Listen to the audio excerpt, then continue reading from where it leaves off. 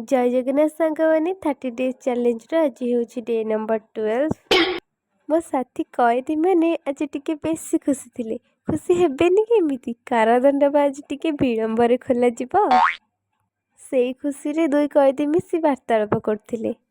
आउ जने साथी कहला चल तोते गोटे जगह को नहीं जीवी। बस सेठी पहुंचला पर जना पड़ला कि एठी गोटे गोल टेबल बैठक चलची बोली। एंट्री अच्छी है लेकिन बैठने का तरीका अभी बड़ा कैजुअल है।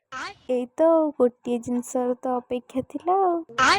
बिचारीर अवस्था देखि आपण माने ठीक अनुमान कर पारथिबे कि हमें को परिस्थिति रे फसिछु। सह लेंगे थोड़ा सा। खाली एतिकी नुहे मो सामना को देखु नाहंती। यहाँ कुछ तो गड़बड़ है। कौन भाबुछंती गंडगोल हेछि? नाई नाई अन्नसन हेउतला जार मुख्य उद्देश्य आमे जानि पारलुनी।